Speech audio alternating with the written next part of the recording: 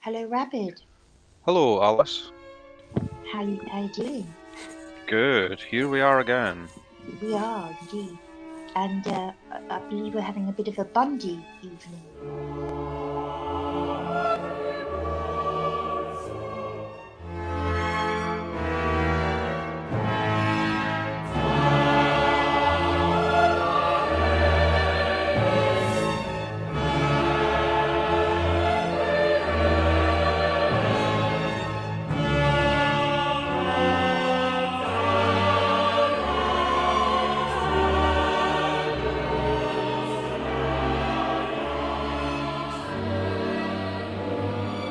So this is the Colorado jail interview. I think this is after he's been convicted and imprisoned for second-degree kidnapping and assault, but not convicted of murder. Murder is coming up on imminent trials. So he hasn't been convicted of any murder yet, but he is accused. He's He's accused. so he's in prison for kidnapping and assault, and he's also under investigation to possibly attend a trial for murder. So they got him on kidnapping and assault. Carol Durant, she's the only known escapee from the clutches of Ted Bundy. Wow. Okay. Yeah. How did she manage to escape then? Did he just let her go, Well, or? oh no, he didn't actually. Usually he'd be limping along with his leg or arm in a cast, pretending to be vulnerable, will you help me kind of thing. But this particular girl, he must have followed her into a store, and he walked up to her and said, hi ma'am, I think your car outside's been broken into. Can you come out and check with me? And she said, well, who are you? She said, I'm Detective Rosebud. She kind of thought it was a little bit weird, but it was open daylight and she was in a shopping mall. She said, well, we've got someone down at the station. Can I take you down? Can you come with me down to the station? She felt a little bit, this wasn't quite right. So she asked him for his police badge, and he had a police badge. He took it out and showed her. So she got into the car with him, and not long after they drove off, he tried to handcuff her, and she panicked and obviously, as you would, and was struggling and fighting him to get out of the car. And in that struggle, he accidentally put the other handcuff on the same wrist, right? So her hands were essentially free. She had the handcuffs tied just to Yeah. one of her wrists, and she managed to open the door and run out into the traffic, and a car stopped for her. She was like flagging this car down, and he sped off, right? And they Wow. took this elderly couple, took it straight down to the police station. Yeah, So she so she's, escaped certain death then. yep, yep, Wow. And was that the yeah, only time he messed up? yeah. I mean, there have been throughout the time. I found a few videos on a couple of women have come forward years and years later saying, I escaped from Ted Bundy, and one of them in particular I watched recently. Uh, I thought, bit of you might be a bit of an attention seeker, and I read all the comments, and there are people like saying, yeah, sure, your story doesn't stack up, and it kind of doesn't. It's very fantastical, her story, and I don't know for sure. But I would say, some people do, don't they? They want that 15 minutes of Absolutely. Let's face it, right? weird fame, don't they? Um, It's like some weird version, one twisted version of Munchausen, yeah, quite probably. yeah, yeah. I was one of Ted Bundy's potential victims. I mean, she might have been a herbistophile, mightn't she? You pulled up a picture of him. That's from the trial, I reckon, is it? Or when he's just That's getting after indicted? his final arrest and his indictment in Florida. Yeah, the Right. infamous reading of his indictment out in public. He's looking very defiant there, isn't he? Yeah. And just to make it clear as well, I've not watched the interview we're about to watch together You haven't watched it, because have you? I've not, and I'm I looking do, forward to watching this because what's going to be, I hope, pretty cool about this is the fact that you've been doing a little bit of research into Ted Bundy, more so than I have, right? So you're a little bit more informed than I am. I don't know why he's never kind of grabbed me, but I've been enjoying just starting to learn a little bit more because you've been telling me little things about him, and I'm starting to get really intrigued, right? So yes, this could yes. be interesting. I find him to be a fascinating creature. I mean, yeah, I've always been aware of him, you know, through my huge interest in true crime and serial killers. So, of course, I know about Ted Bundy. It's only recently that I've really started to, you know, dig a bit deeper. And I can honestly say the more I come across, the more fascinated I am with him. And that you'll be surprised at the amount of footage there is, all kinds of trial footage, news footage. Um, there's so much of it, you know, Hmm. to view and think about and talk about. His main trial in Florida, they were one of the first to be nationally televised, you Oh, know, right. Okay. and but we're going Wow. to see the one where he is in prison, in jail. Sorry, it's not prison. He's in Colorado, and it's a jail. There are 12 cells to this jail, so it's tiny, right? And it's at the back underneath of a courthouse.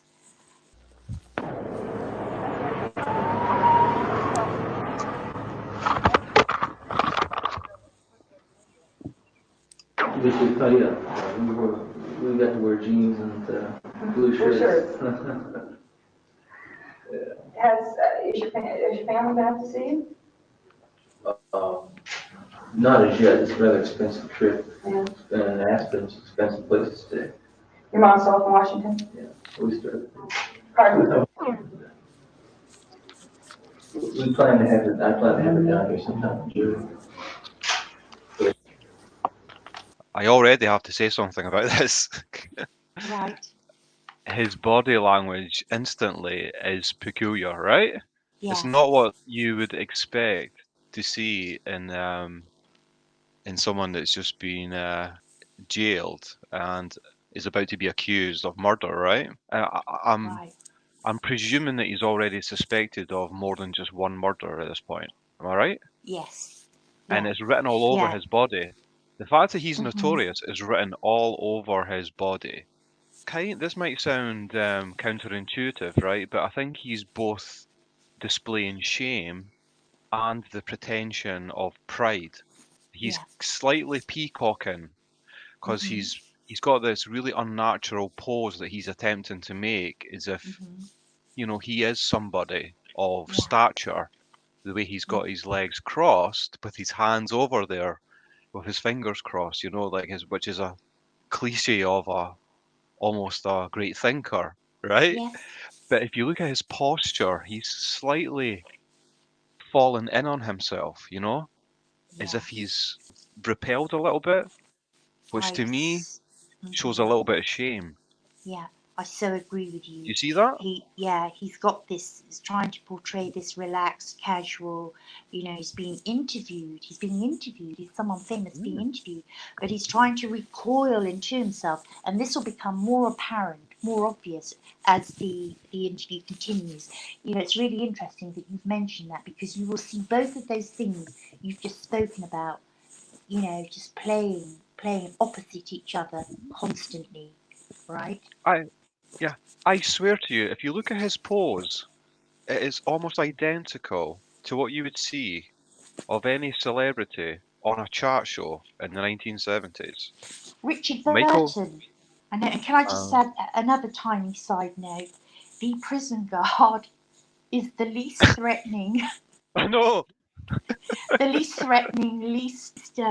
combative prison he's like guard a I've ever seen. he's like a cartoon prison guard, right? Yeah, A prison guard from a comedy film. yeah, I know.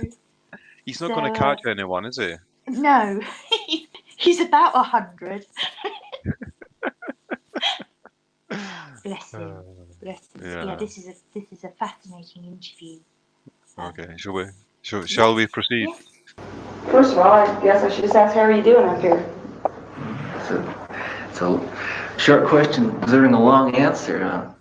I'm doing well. I feel good. Working hard on my case. He's flirting with her, or he's Yeah. trying to flirt with her.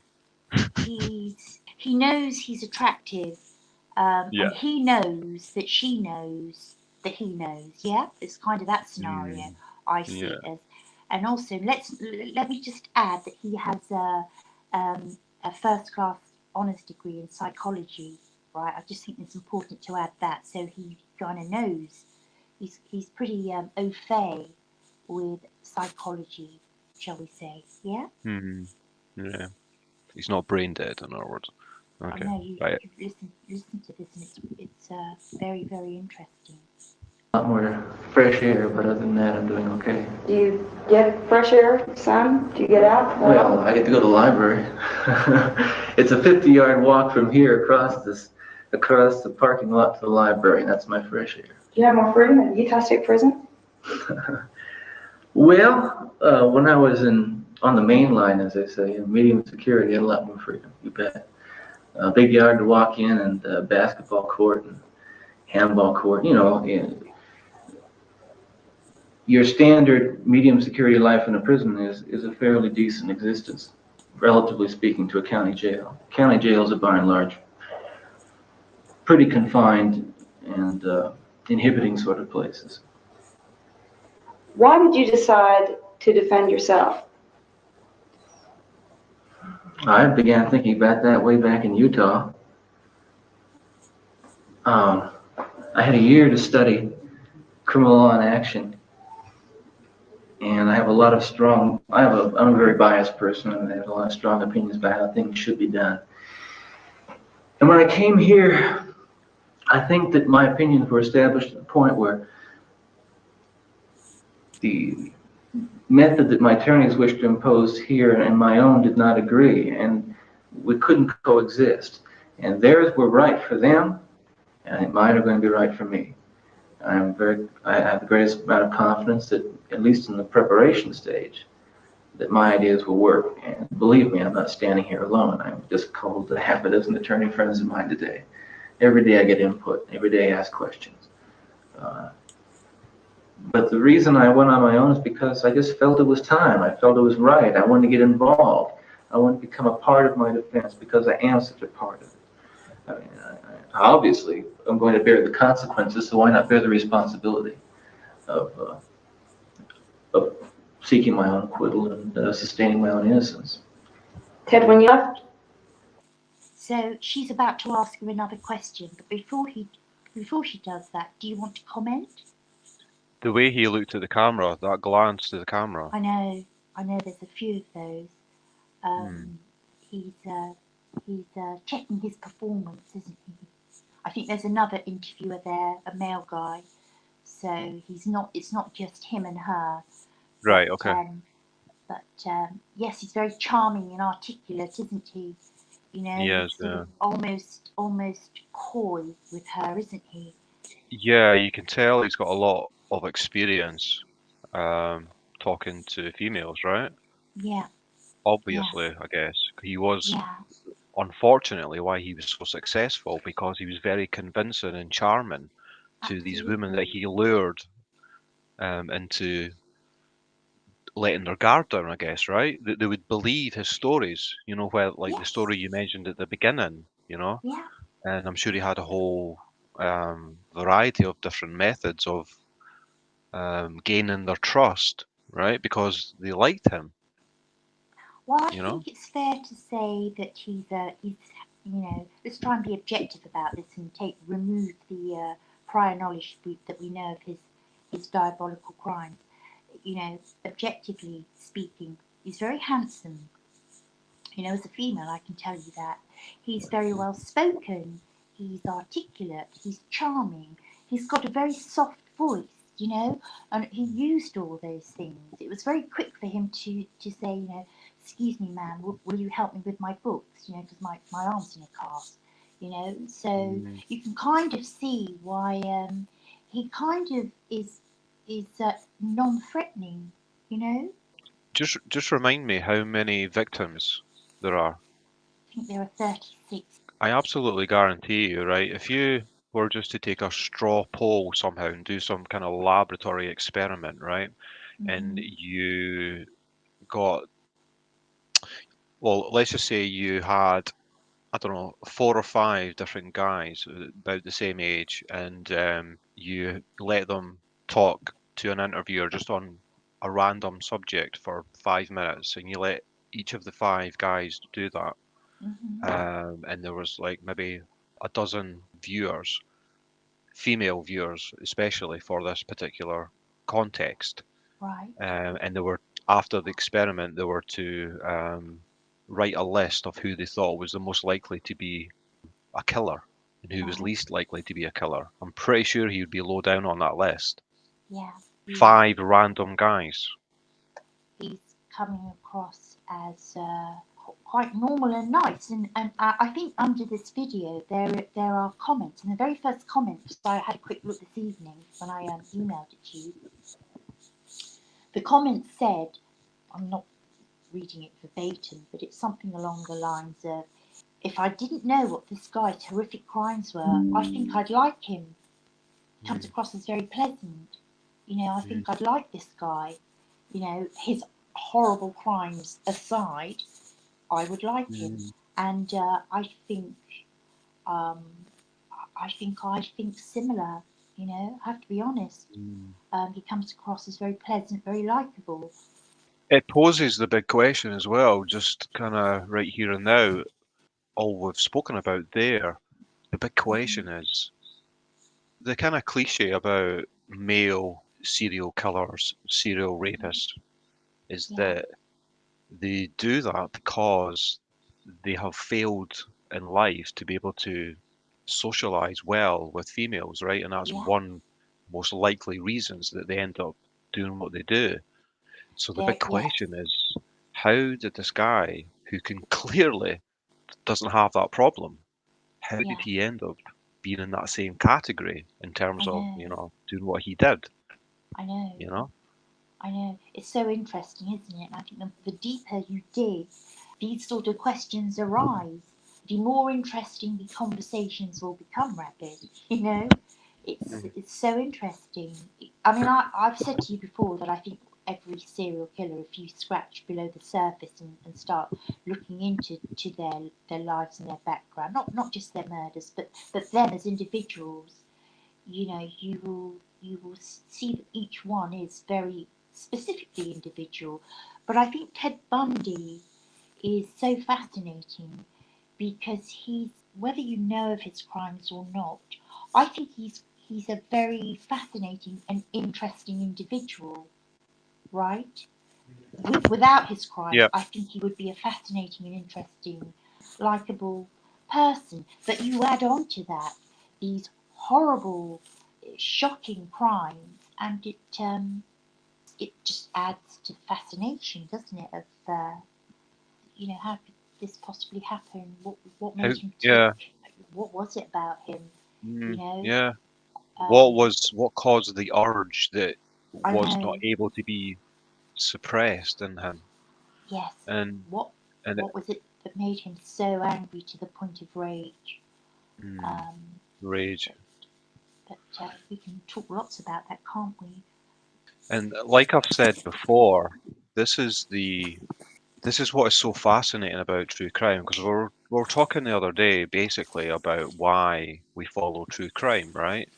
And Mhm. one of the, probably the top reasons for me is, like, both you and I are fascinated by the human condition itself, right? Mhm. By Yes. psychology in our own amateur way, right?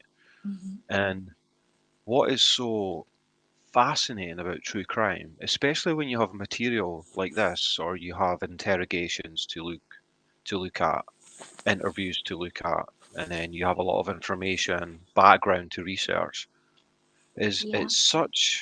it's the most extreme circumstances that exist to be Mhm. able, as just a member of the public, to delve Yeah. deeply to analyze someone's behavior when Yeah. you have the knowledge of who they really are and what they've really done, I know. you know? And I then know. you use that along with what you're watching, the behavior and the information you have to try and understand something about, like I've said before, what makes someone go wrong in such Yeah, an extreme way. I know. Yeah, I totally agree with you. You know, in relation to Ted Bundy, there is a wealth of footage and information about him. So you really can study him. You really can. It's almost riveting, you know, Yeah, the more yeah. information you look at and read. He is an excellent case study in serial killers, you know. I think you're right, and particularly so because he stands completely as a mirror opposite of the archetypal male serial killer. Like he Yes, has everything on the face of it yeah, going for him. You yeah, know, he sounds as though he's had a decent background. You can tell hmm, by the way he speaks. He's moved in decent circles yes, in terms of social life. He yeah, sounds well educated. He's obviously charming. He's obviously attracted to females. yeah. So much going for him on the face of it, you know. It could have been a, you know, really successful guy, but Yeah, what happened, you know? exactly. What was That's it? why this What was is it so within him? interesting. Yeah, totally, totally. Statement saying you feel that everything will turn out all right, that you are innocent. Do you still feel that? Yeah, more than ever. Of course, you can't help but become an advocate for yourself when you're so involved in the case. And being a good defense attorney, and I'm not pretending I'm an attorney, but putting yourself in a position of being your own counsel, it's that positive psychology. You're going to do it. You're going to do it because you're right. You're going to do it because the person you're representing is innocent. It just happens to be, in this case, I've got a lot of stake, and the person I'm representing is myself, and I'm working all the harder. Yeah, I feel good about it, and yes, I feel that I'm right, and yes, I feel I'm going to make it. No doubt in my mind. There's always one thing that amazed me is, you know, I covered your trial, and I was there every day. When the judge found you guilty of second-degree kidnapping, you never showed any emotion. Yeah. And for somebody who believes he is so innocent, why was there no emotion? My attorney, John O'Connell in Salt Lake, and I've always mused over just how I should behave. What's the right way for Ted Bundy to behave and make sure that people get the right impression? And I just behaved the way I felt was right.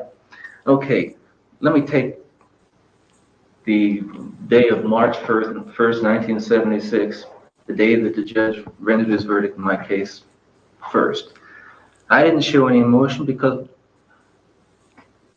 what am I supposed to do? Am I going to jump up on the table? Am I going to scream? That's what I felt like doing. I heard my mother crying. It's an emotional time. I don't even like to think of that day. But I wasn't going to give these people who went out and built a case around a non-existent eyewitness, an eyewitness identification was built by the police. I wasn't going to give them the satisfaction of seeing me break down. And sure, I'm mad. I'm showing emotion right now because inside I'm mad. But I've kept it together because there's no point in destroying myself. I have got to keep myself together. I have got to stay calm. I've got to keep my presence of mind because as long as I do that, I'm going to beat these people. And that's the way I feel. I showed no emotion. I felt emotion, believe me. Now, the irony comes here. When Carol DeRoche, the kidnapping victim from Utah, came to testify in this preliminary hearing here, I was beside myself with rage. She is turning into a professional witness as far as I'm concerned. She is a prosecution witness. And when I heard her go through that routine that I had heard 3 times before, I had restrained myself every time. I couldn't do it this time. And I told my attorney, I said, I'm going to get up. And I got up and I pointed at the judge and I pointed at her and I said, she's lying. She's lied 3 times before and she's lying now. And I felt it. And he pulled me down and he says, listen, he says, you can't do that. And I said, okay, but I had to do it for once. For once I had to do it. And you know something. People say, Ted Bundy didn't show any emotion. There must be something in that. I showed emotion. You know what people said? See, You really can get violent and angry. There's no right way for me to act. I act, and I don't care what people think about how I act. I act according to the way I think is right and best for me at the time. And I'm not going to try to please people or impress people because, quite frankly, the amount of bias and prejudice that surrounds me as a media image, I can't begin to tear down. Not with this interview or 100 interviews. Ted, do you believe? Do you want to comment? Appropriate time to comment? The first thing that struck me was he doesn't sound like he's lying about certain things there, right? When he's talking about, I've got to keep it together. I've got to, he's telling the truth in a kind of roundabout way, because I think what he's kind of telling himself is that he's got to keep this persona together. Yes. The fact that he feels so, I would assume, guilty about what he's really done, what he really knows, and he's saying, I've got to just keep this portrayal I'm given, I've got to keep that together. He has incredible self-belief, doesn't he? It makes him very convincing. Yeah, he's very animated, isn't he? Yes, yeah. Sort of quite theatrical, isn't he? But yes, I think it. There is a sense that he is coming across as very convincing. But of course, I think the journalists who are there interviewing him, and I should imagine at the time it was screened, the interview was screened, many people, public perception of him was pretty much, this is the guy, this is the guy that's been rampaging across America. But it's very interesting that he's portraying himself in a. For me, it's the very powerful sense of self-belief that, and it gets stronger throughout the interview. It's that denial, isn't it? Well, I don't know. We can discuss it afterwards. But for me, at this point, it's he's demonstrating the most incredible self-belief, and it is, on the face of it, rather convincing, isn't it? Yeah, In my opinion. It is.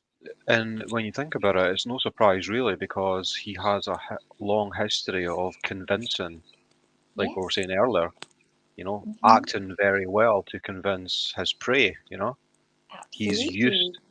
He's used to being believed. That's the Yeah. thing.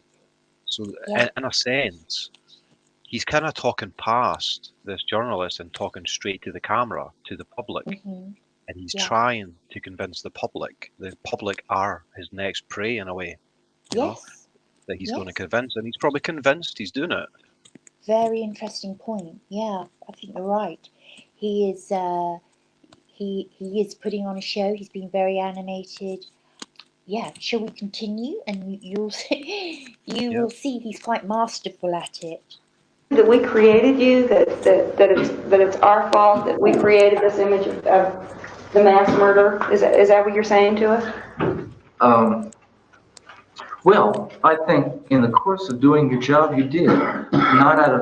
Not in a malign way, not in a personal vendetta against me, but in the course of publishing the material and broadcasting material coming out of the Salt Lake County Sheriff's Office or the Salt Lake County Prosecutor's Office, you began to plant the seed in people's minds. Now, that may be your constitutional right and duty, as well as, your livelihood. But I think in the process, you did create a media image of me that's far beyond, the reality of me. As John O'Connell called the Bundy monster? That's what he called it. I suggested to John we ought to get Mattel to make little dolls that walk and say, I'm the Bundy monster. Ted, let me ask you this. You totally believe you're innocent. Mm-hmm. I'm not questioning that. My question to you is, how did it come to be that Ted Bundy could be involved in some of these things and has now been charged, convicted once, is now facing first-degree murder charges, and as you know, is being suspected in other murders? How did Ted Bundy come out?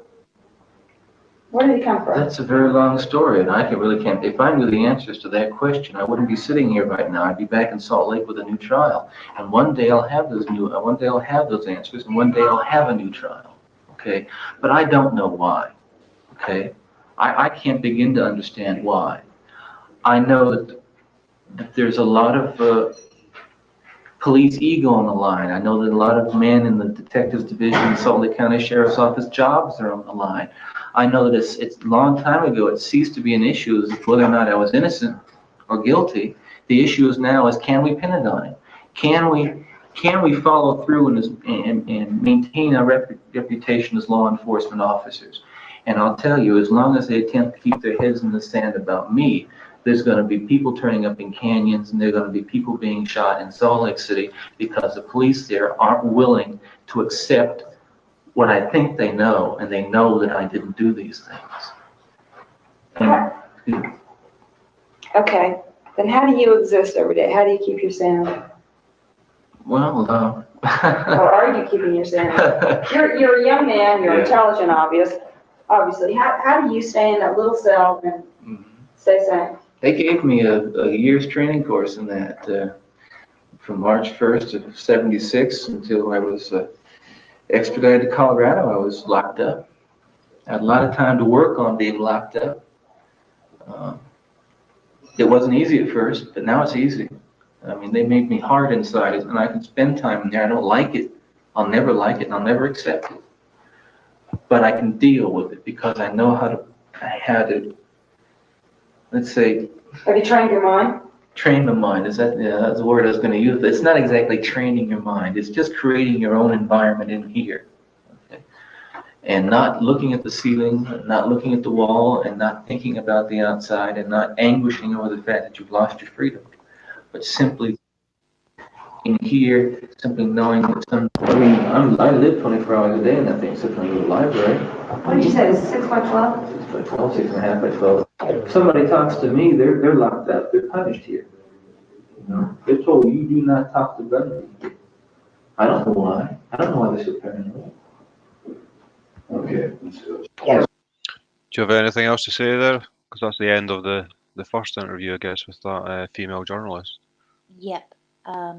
I think he slightly shifts into, you see a little bit of not quite anger, but he's sort of defiant, isn't he, when he's questioned about potential crimes, murders that he's going to be, he's being investigated, you know. He's been moved to Colorado, which is where he is now, for the preliminary hearing of a murder of one other victim. So when he's questioned about that, you see this defiance in him. Did you see that? Did you sort of see that when he shifted a little bit? Sort of self-preservation and defiance is starting to kick in, isn't it? I also noticed his real lack of being able to hold eye contact with the interviewer. He would barely ever look at her eyes, and when he did, he looked away straight away. You know, in his anime, theatrical kind of body language, like you're saying.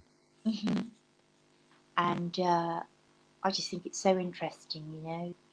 I mean, look at him now. As you've paused him now, he's sort of almost sunk back into his chair as much as possible, hasn't he? He's crossed his legs. You know, his head is tilted to one side. He rarely looks up full on face-wise, does he? He looks like he's got a bowling ball in his lap. He's just sunken into himself. Yeah. And I think, if I remember rightly, he's well, you tell me if you see a shift now that he's being interviewed by a male, right? Yeah, I guarantee there will be. Yes, so let us play on, shall we? Take it up here more. Okay. How does this compare to the Utah State Prison? It's a good deal smaller. I couldn't give you any exact figures, but I suppose if I was in medium security and at Utah State Prison, you'd have several acres to roam around in, all the blocks, the gymnasium, industries area, and whatnot. Even in maximum security, we got to go outside, go to the weight room. What time do you get up? 6:30. Exercise? I walk about 2 miles a day, Inside. 880 laps. I haven't been following your case that closely, but you'll have to agree you're the target of a great deal of mystery, and you said earlier macabre interest. Mm-hmm. Why? I mean, you'll have to admit there's a hell of a lot of circumstantial evidence, at least circumstantial. It seems to somebody who has simply read newspapers and articles. No, I won't admit that. No, there's. I don't call it. It's not circumstantial as far as I'm concerned. I don't really know exactly what you're referring to, and I don't really want to discuss it.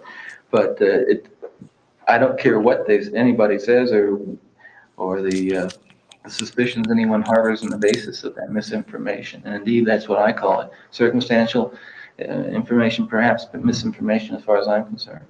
A lot of people trying to pin a lot of stuff on somebody because it's convenient. But You think you've been set up?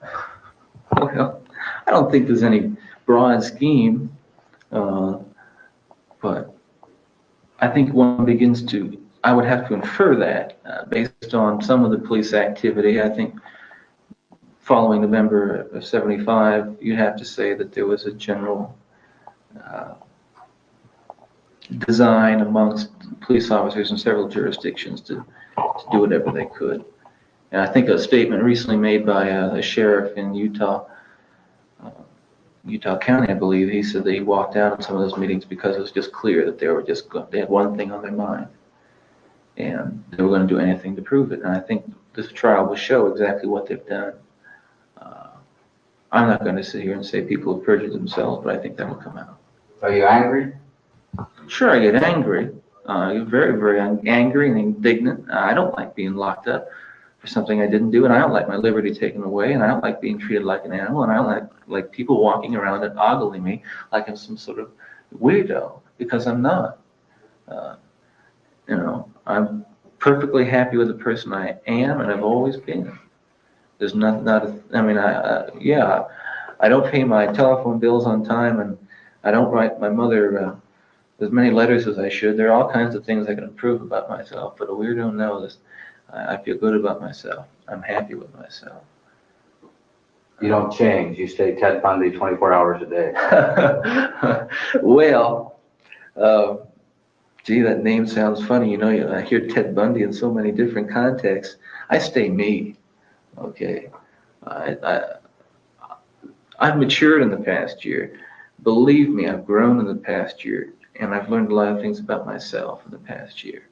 Being in prison, going through a kind of hell, matures a person, and I think it's done good things for me.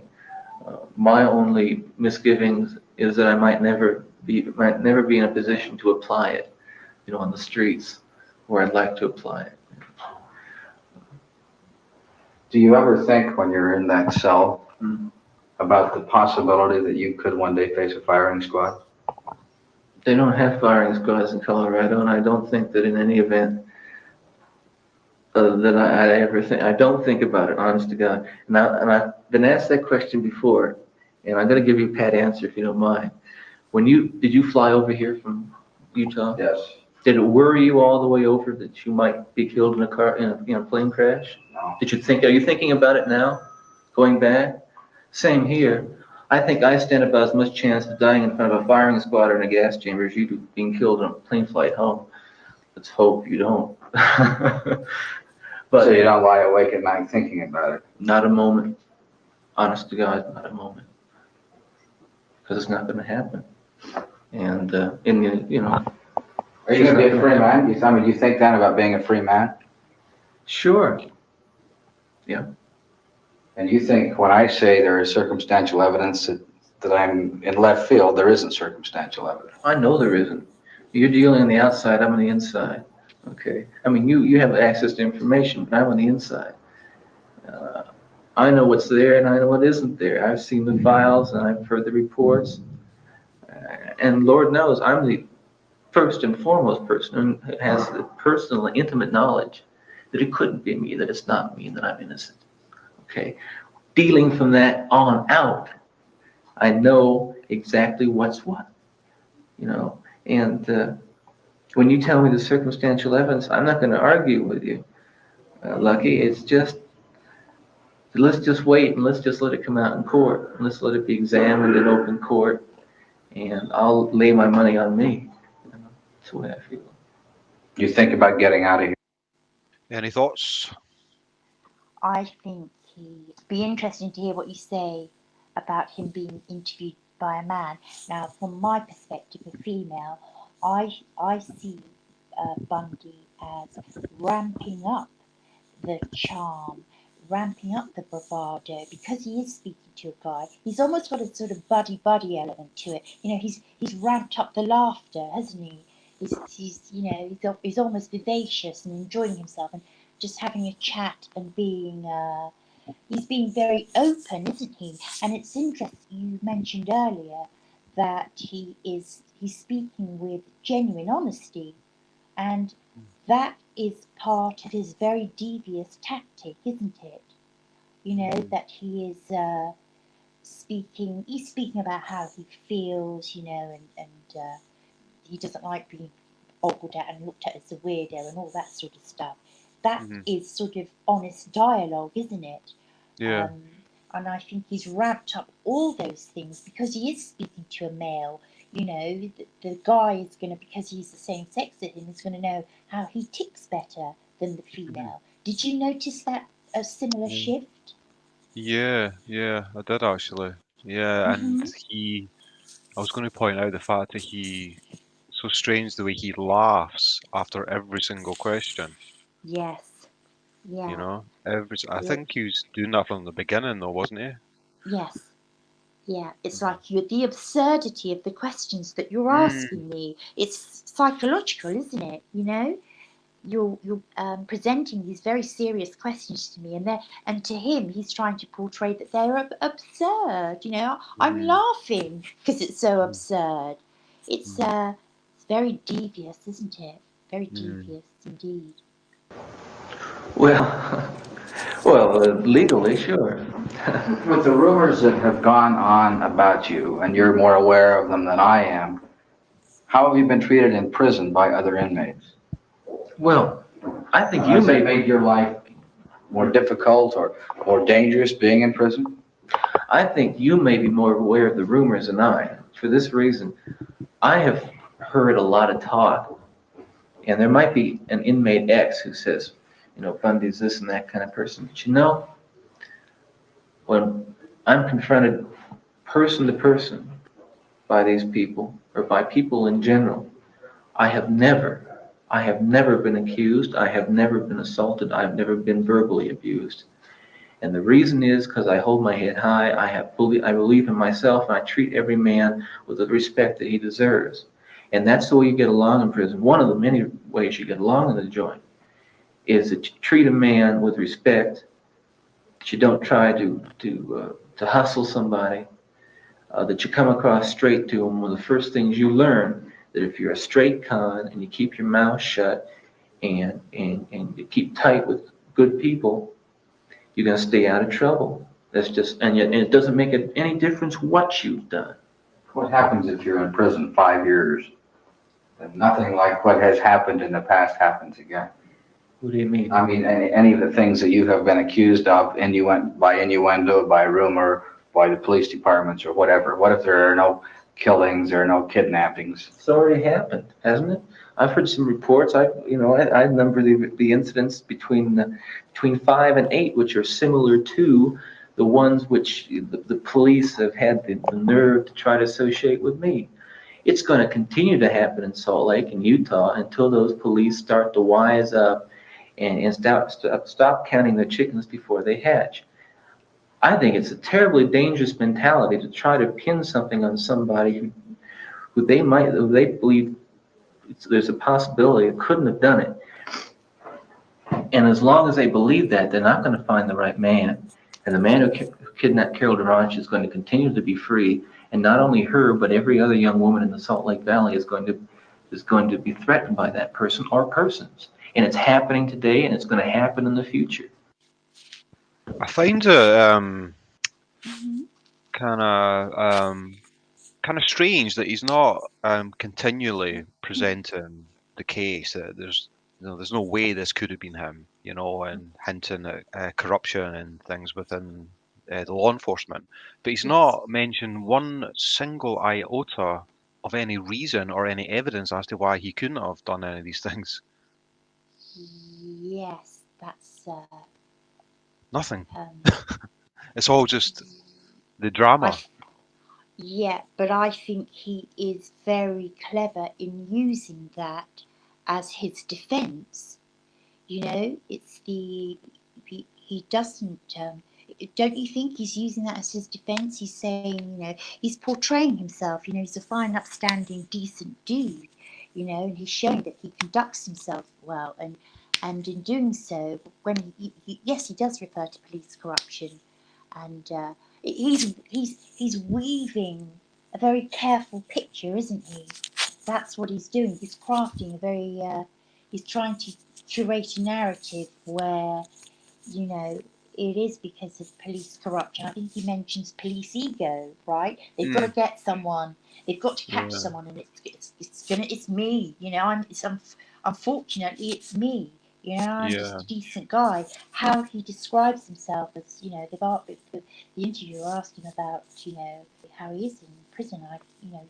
He says that he keeps himself to himself, and no one in prison, none of these other prisoners have accused him of anything, and he's got on fine with these prisoners. And we all know that when you go into the prison system, if you're accused of, these particular horrific crimes, you're You're going kept to away get from everyone. yeah, and you're possibly going to get a beating or a slap or something like that. But he's curating this narrative, isn't he? That he's this good, decent guy. He conducts himself well. And the police have got to find someone, and they Mm, pinned it on me. And this is what yeah. he continues to do this. Yeah, Yeah. yeah. But not once does he say it couldn't be me because of this. He's saying it's not me because of them, right? That's what Mm, that's his yeah. Yeah. tactic, if you like. Yeah, Yeah, and they obviously knew that there was a serial killer responsible for all these murders at this point. They yeah, actually they yes, knew it was one person, right? So yes, yeah, there's that yeah, whole thing about the pressure on the cops, to get this off their desk, because all the absolutely. eyes are on them, and they have to Hmm. pin it on someone, like, Yeah, and I'm sure that's happened many times, just through desperation that they need to yeah, be seen to have solved it, right? uh-huh, And the pressure of having to solve a crime might yeah, override the actual, yeah. their professionalism in a sense. So You're on it, Rabid. Yeah, yeah, absolutely. And he continues to paint this narrative, and you know, on one hand, you think, you are so devious, you're so cunning, and we can kind of quite clearly see what you're up to, but he is exceptionally good at it, you know.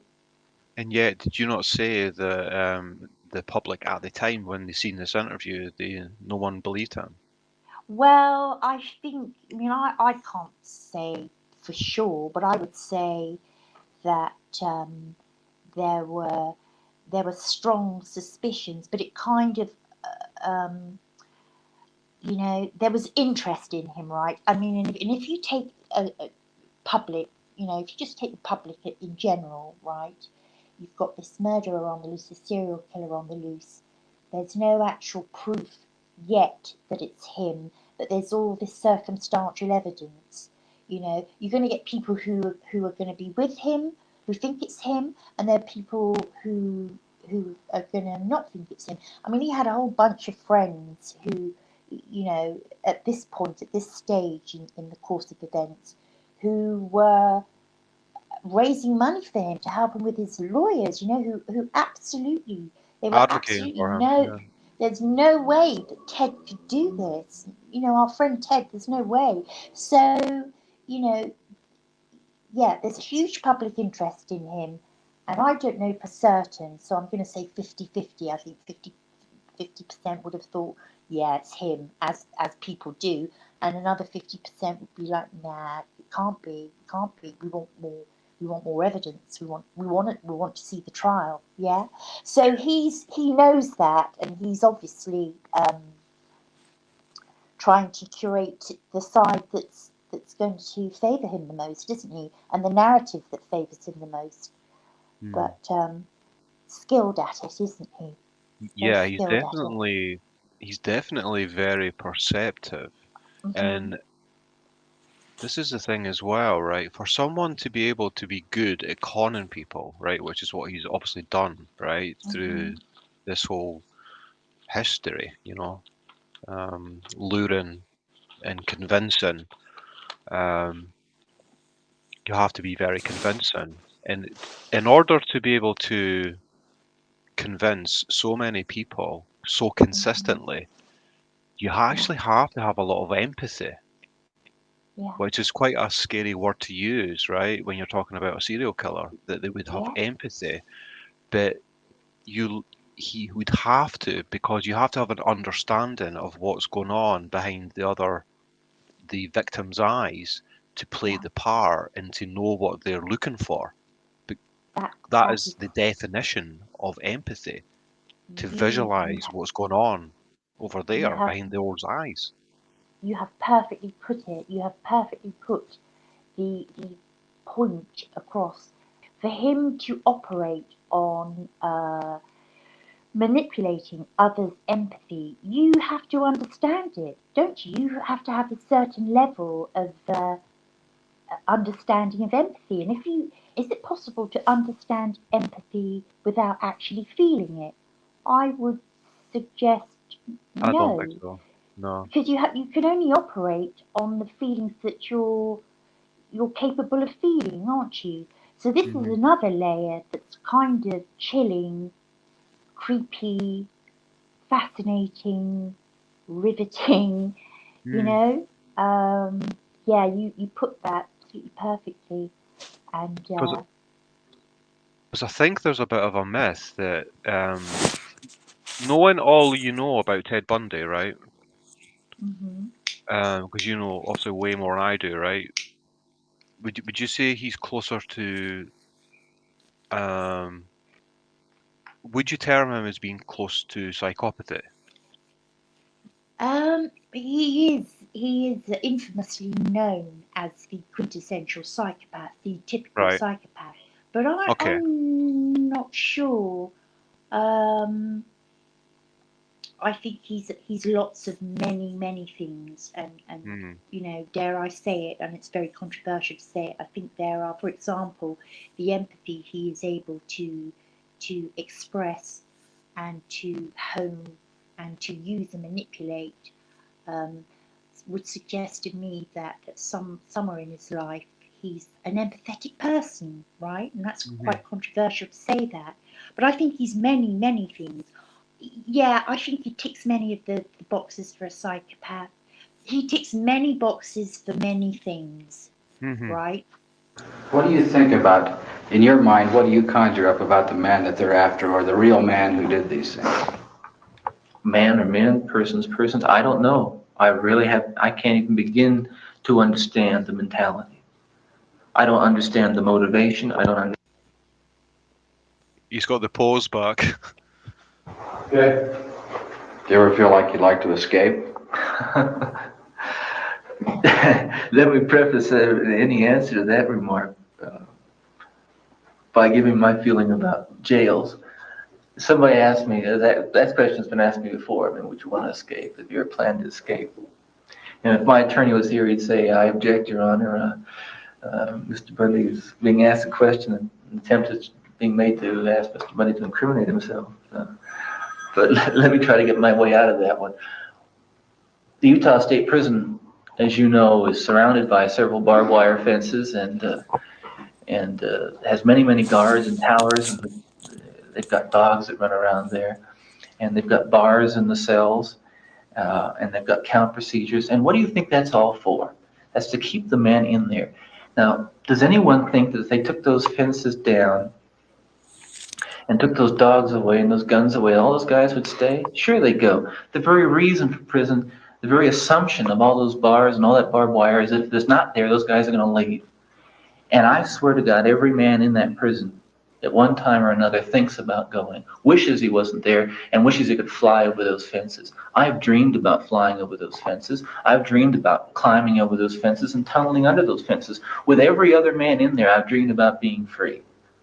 Because I don't like my liberty being taken away, and no man does. Some men in the Utah State Prison become institutionalized because they've been so brutalized over the years they don't want to think about the outside.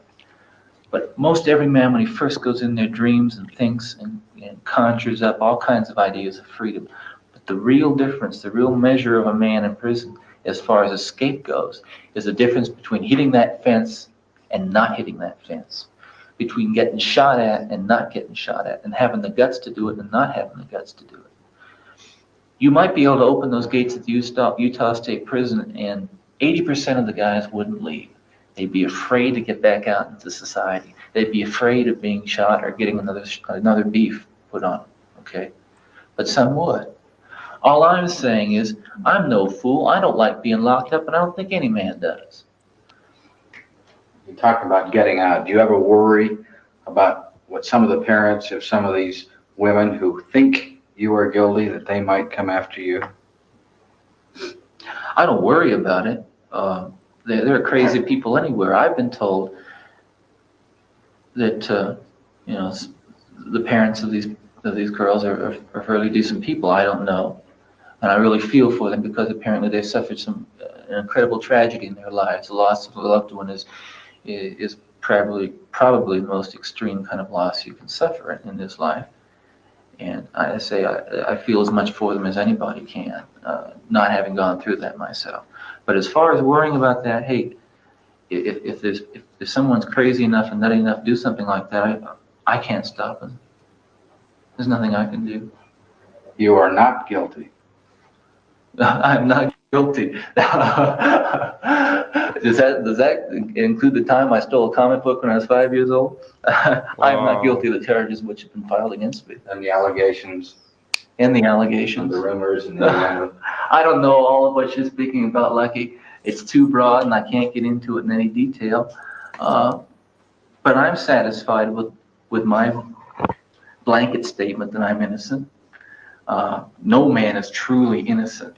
We all have transgressed in some way in our lives. And as I say, I've been impolite, and there are things I regret having done in my life. But nothing like the things I think that you're referring to. Have you ever physically harmed anyone? Ever physically harmed anyone? No. No. Again, not in the context I think that you're speaking of.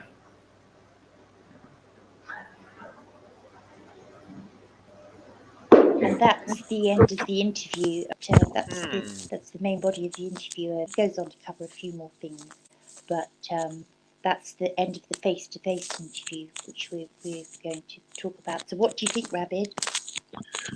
Well, just to comment on that last little part there. I mean, this is the thing, right? When you have the luxury of the knowledge of knowing, right, the outcome, that you know that he's guilty and he did all these things. So you're always unsure if that's making you biased when you're interpreting like body language and things that you're picking up. But when they really focused in on the victims, I really noticed changes in his mannerisms. He was kind of a little bit. He got twitchy. His eyes were all over the place. And then they asked him like twice, and then asked him again about the victims, and he did this really kind of exaggerated laugh, even more so than before, and he rocked right back. It was like a slap in the face, kind of verbally in some sense. He was seeing those faces. I think in those moments, and the images were just flooding back to him. I think, but I don't know if I'm aware of that because of the bias of knowing what happened. Right? If I was watching this is the thing. I love watching interrogations when you don't know the outcome because you can do that sometimes. Yeah. And it's interesting just to see if you can tell if they're innocent or guilty. I agree. It is very difficult. It's very difficult to be objective, isn't it? Yeah. But yeah, I noticed those things, these sort of, you know, exaggerated mannerisms. But I'm thinking more of his technique, you know. I'm Yeah. looking at the technique rather than the reaction. But I think it's great you're looking at the reaction, because we can combine those now as we go into discussing it. But I think he describes things so well with great imagination. He's almost telling a good story, isn't he? He's so articulate and so engaging, and that's his technique, you know. And it's interjected with the things that you've just brought up, you know, the twitching, the the throwing the head back in laughter, you know, because Yeah. he's got this great story going on. You know, he speaks with great imagination, doesn't he? And he speaks from the heart.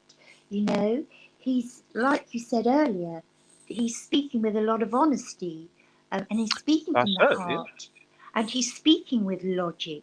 But you have these moments with the knowledge that we know of his diabolical crimes. Yeah, was he throwing his head back? You know, was when he was twitching? Was he having a flash of a memory of whatever victim and what he's done? Um, it's utterly fascinating to me. It really is. So overall, what are your thoughts overall of Overall, Mr. Bundy in this interview? God, Would you how believe him? Would you try and? It's very very difficult, but try and be objective, uh, I know. put out of your mind, right, his horrific crimes. Would you be one of the members of the public that were thinking, yeah, I reckon he's done something, it's him, or would you be, no, I need more evidence, you know, he couldn't possibly. Would you be a person saying, yeah, I reckon he did, or he couldn't possibly? I think there would be a weird contortion of emotions because I think there'd be a lot of people that would be both not believing him, but Mhm. yet finding themselves noticing that they didn't hate him as much as they thought they should hate him, even Yeah, though they thought, I think this guy did it, yeah, but he's not. He's not a monster. I kind of almost think I like this guy, yeah. Hmm. and that is a strange It is, isn't it? contortion of emotions, isn't it? It is. It's his likability factor is quite strong, if I'm honest, you know. Because the two should Sure, go together, should they? I know, and I think that's what makes him so fascinating. Um, because with the knowledge of his diabolical crimes, you know, I've looked at this interview from both aspects, you know, tried to remove it from my mind and just look at the interview as a piece on its own. And he's incredibly charming and articulate, and he seems to be genuine and speaking the truth, and you know, and he's just got a very nice manner about him. But then on the other hand, you know, I switch my perspective and add in my knowledge of his diabolical crimes, and I think he's extremely devious and calculating Mm. and manipulative. I think those things too. Um, he's I don't know. I think that's why I find him, and many others find him, a fascinating case study. Um, Yeah, because like, why did he have to do what he did? That's the I know, I overriding know, question. I know. He, I I think mean, he, this guy could have walked into any bar and picked up a girl so easy, right? Without sounding trite. You know what I mean, right? He had a lot going for him, right? Just in yeah, terms of his faculties and the way he looked and all that, right? yeah. What made him have to do what he did? Well, there's a train of thought that, you know, that everything begins in childhood. And yeah, we had a conversation the other night that so much is, give me the child till 7 and I'll give you back the man. I mean, he was born out of wedlock. His mother went to a mother and baby home they had in those days, because it's considered immoral and shameful to have a baby out of wedlock. So she went off to one of these homes and had the baby there, so that people in her neighbourhood, wouldn't assume that it was, obviously they see her around in the final stages of pregnancy, she's going to be huge, etc., isn't she? So she went off to this avoided the home. shame. Yeah, so she went off to this home and had Theodore there.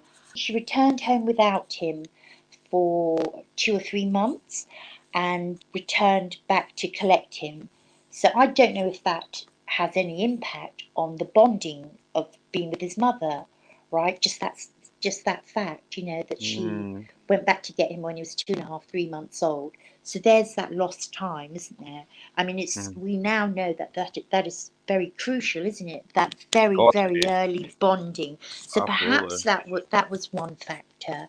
He then returned to the household and grew up in that household for the next few years, certainly for the next few years, thinking that his mum was his sister and that his grandparents were his mother and father, right? So he Right. grew up in that kind of dysfunctional environment, I suppose. Strange dynamic. Well, it's a strange family dynamic, not dynamic. just, yeah. Then he moved away with his mum. She wanted a fresh start. I think he was 4 or 5 years old. She then moved over to Tacoma in Washington. I think he was 4 or 5 years old. She then met John Bundy and married him and went Wow. on. So John Bundy adopted Theodore, Ted, and he then grew up with, obviously being the oldest child, with 2 stepbrothers and sisters. I think his childhood was, on the face of it, all right. I don't think there was anything too traumatic in it. He has spoken about that he never felt like he belonged. He was a quiet, introvert, shy person. He never felt he belonged anywhere. He found it difficult. He had friends, but he found it a little difficult to make friends. Right. Okay. Nothing throughout his childhood is particularly outstanding Nothing's to me as being blaring with that. bells, right? Yeah, I mean, but who knows? Who knows even the smallest, most delicate thing, how it can affect someone's psyche. So, Sure. but I don't think his mother had any adverse effect on his childhood per se. Perhaps that he, in later years, I think he was late teens, I don't know, 18, 19, 20-ish, when he found out that he was illegitimate. He found his birth certificate and he found out that Louise Bundy was his mother and not his sister, right? He found that out when he was, I believe, when he was about 18, 19-ish. I mean, I don't know how that would affect someone, So there's that to consider. So he thought his grandparents were his Yeah. parents. Wow. When he moved to Washington with his mum, he would have still have assumed that was his older sister, right? And his older sister would have married John. So even though John adopted him, Older but brother, he uncle viewed, type thing. that kind of thing. For me, I mean, I'm sure he's not entirely unique, but in terms of the serial killers that I've come across, I can sort of roughly pinpoint. We talked about Ed Kemper the other night, and I think his brutal and violent and abusive childhood was absolutely, Directly absolutely that's precursor where to what went wrong with him, basically. that's where it all started to go wrong. That there's many, many layers of the most horrible abuse and neglect. Abuse on every level you can imagine. Really terrible. So you can kind of see that it's really apparent. It's like Arlene Warners. Her father was a paedophile. Her mother was a violent drunk. Her father would obviously abuse her, and his friends would come around and abuse her. From this poor little girl from 5 years old, you can kind of see, can't you? You can kind of see why she had this immense rage in her how she was just completely messed up. The same with Ed Kemper, but I don't get that sense with Bundy. But yeah, see, that's the thing though, right, as well. You know how things are so relative to the particular individuals? Because I think to certain overly sensitive children or adolescents, things that would not be as dramatic as the things that you just suggested in those examples, smaller things could just be as monumentally as hurtful to a Yeah, more sensitive child or oh, adolescent, right? So you just never know I what the know. impact is of less dramatic events, you know? They could be You're just right. as emotionally damaging. You're right. Who's to say? I mean, I do think that it's not just the things that happen to you, but it's the kind of character that you are, and the sort of personality you have, because we're all different. There's only one you, Rabid. There's only one me, right? Even though we both know we've got siblings, I bet Mm, you're completely different to your siblings, just as I am too. And yet mhm, we've all been brought up the same. So what determines how we react and respond to life isn't just what happens to us, but is dependent on the individual characters that we are. And we are mhm, human beings are so complicated, aren't they? I'm a mix of many, many, many, many traits. So are you. So is mhm, everybody else. So it's how can you? It's very, very difficult to be specific, isn't it? It's very difficult yeah. to pinpoint and correlate all those layers, into something Mm, cohesive, into a cohesive diagnosis. I mean, I don't know. I don't know if Bundy's a psychopath. If you want my honest opinion, I think he is. He's a sexual sadist for sure. I don't know where that mm, comes from. Um, I think he's extremely disturbed. I'm not sure where that comes from either. I also think he had a sense that he was sick, you know. mm, But I think it was so powerful and strong in him. Um, he not only was compelled to do it, but I think that the sexual sadism in him, that desire, he just wanted to do it. And um, when he escaped from the second escape, when he was caught, and I think he had a 6-week period before he was finally arrested and finally never to be free ever again. I mean, he had a period of about a year of 18 months where he was preparing for trial and going on trial, right? But from that moment when he was arrested in February, I think it was 78, he was never going to be free again. But from the final escape, which was the which was 1st of after this January, event here. yeah, So he yeah. escaped after this interview. He Okay. escaped twice after this interview. The second Really? escape, yeah, I Oh my know, God. yeah, he did. The second escape was at the end of this year. This was 77. So from January to February, when he was finally caught, he had 6 weeks, right? He had 6 weeks of freedom. And he tried to sort of he resumed a new identity through identity fraud, all kinds of fraud, trying to evade capture. He lived for about a month, just living a normalish life. He had enough money to rent a room, go and get his groceries. He'd go and do a bit of sport. He'd go to the library.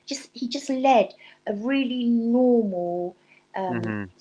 existence for about a month. And I think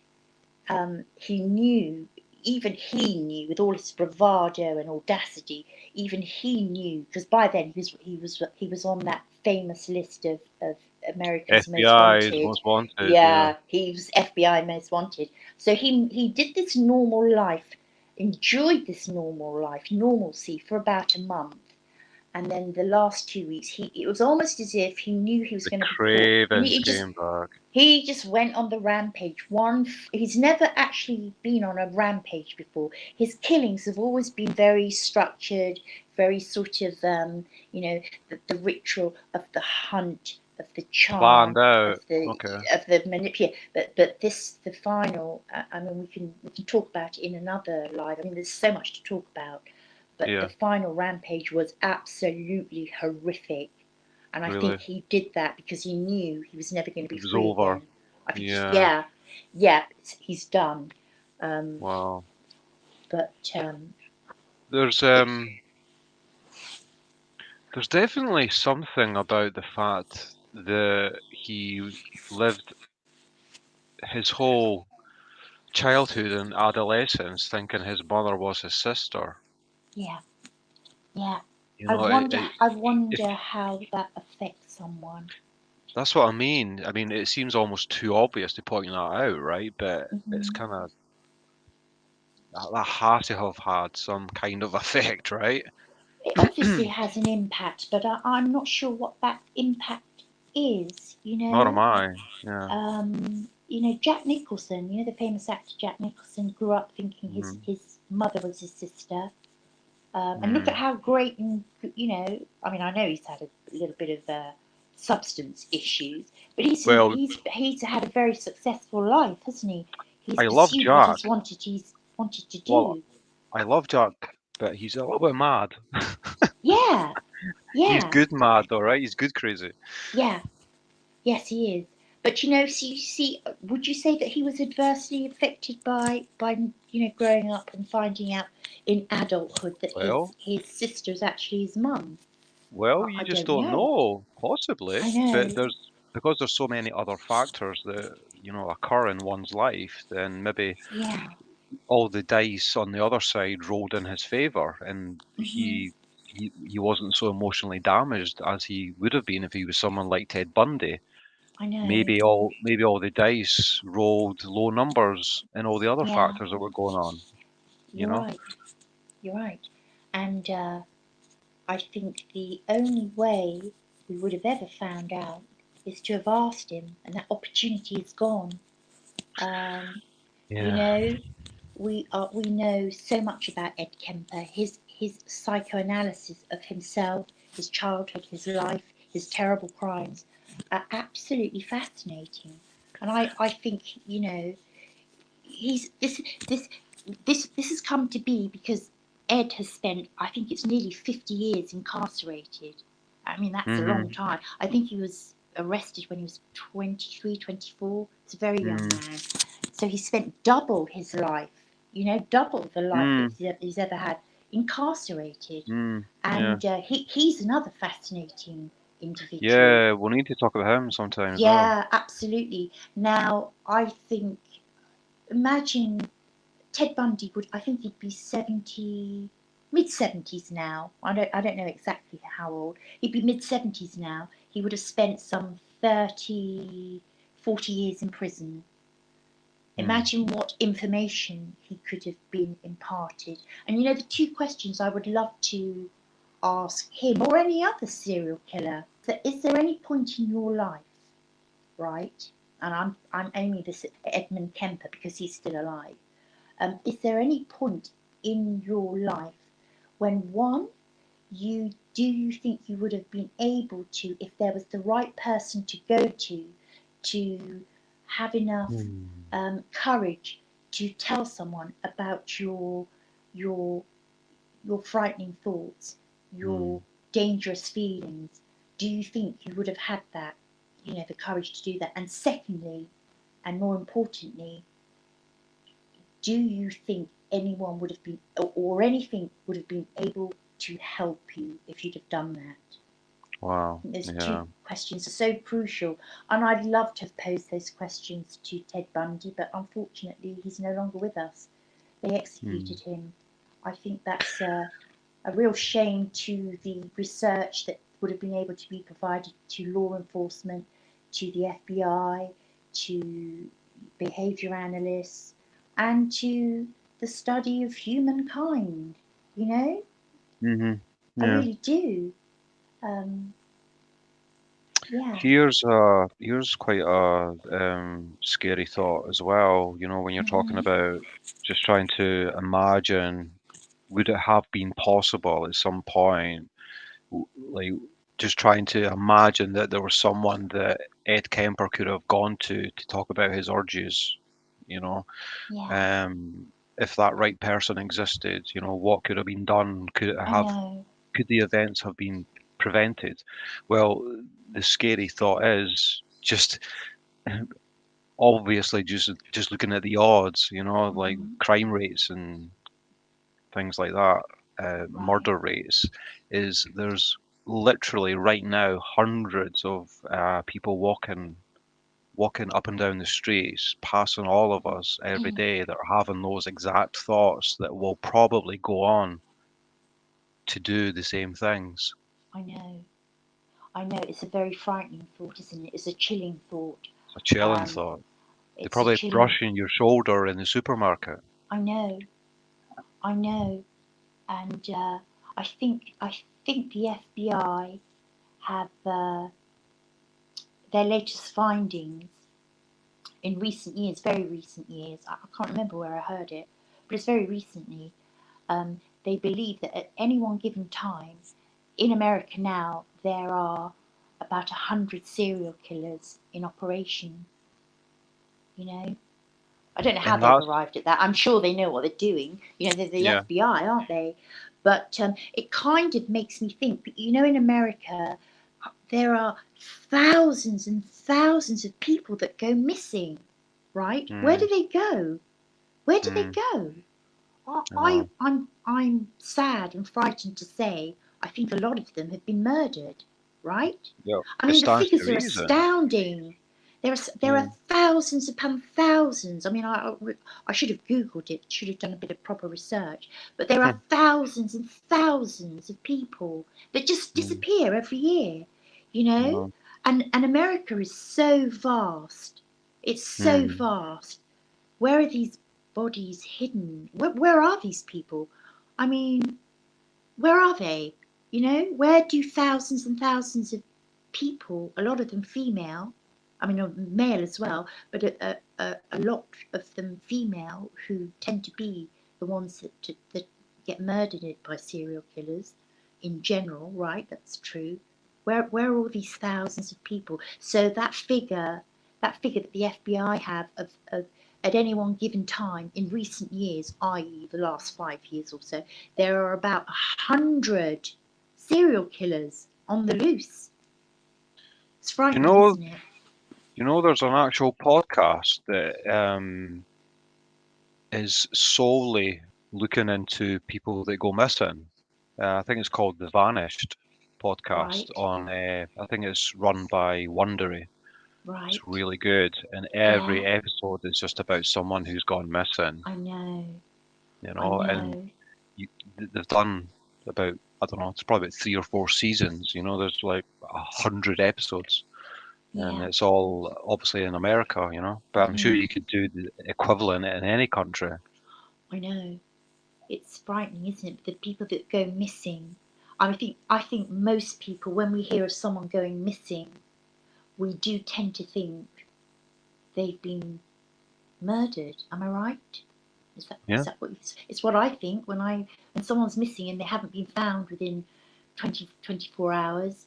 The more time passes, as each day passes, you're yeah, filled with that dreaded thought that someone's done something to them, someone's murdered them, and yeah, worse. Yeah, it's horrible, isn't it? yeah. I It's mean, horrible, that's horrible it. thought. That's at the top of the list, and probably closely followed by suicide, right? That would be the two Yeah, main sort of yeah, conclusions, right? I know, I know. Yes, this Mr. Bundy's first proper televised interview was almost he's selling himself, isn't he? He's selling himself. I'm a nice Mm, guy. I can't believe mm, this is happening to me. This is an injustice. I don't like people ogling at me. I don't like people thinking that I'm weird. He's actually trying to present himself as this. He got the wrong guy. And I yeah, I have to mean, say, I think he was quite convincing. You know, that's my thoughts on this particular interview as a piece. He was yeah, quite convincing, and it's only our our knowledge of knowledge, his yeah, terrible crimes that we can sort of think, yeah, and I agree with you. You pointed out some really valuable points. You know, the twitching, he's almost curled up into a ball, isn't he? You know, it's this duality going on, this bravado. But yes, you immediately spotted that, didn't you? The body language, he's almost got he's trying to tuck his head into his chin, isn't he? Into his chest. He's very folded. His arms are often folded across his legs. His legs are permanently folded. Something is pulling him away from the camera and the interviewer. It's like he's been, you know, there's a part of him inside that just wants to move away, right? Even though he's trying to sort of project this confidence. Yes, because you can never fully, you know, we're a bit more advanced in detecting human behaviour now. It's become a real science, isn't it? You know, we're much more advanced in that. And we weren't then. We weren't back then. This was in 1977. You know, they didn't even have the term serial killer. You know, it was in all this sort of studying of these types of criminals were in their infancy, and Mr. Bundy is very, very interesting. He's a very interesting criminal. He is, yeah. Because, like I said before, his traits are so atypical of a serial killer like that. Do you know what I mean? And his aesthetics and his traits are not typical. That's what is intriguing about him. So because he had all those advantages, right, that we spoke about, something absolutely overwhelmingly destructive has gone on inside his mind to cause him to do what he did, I think, you know.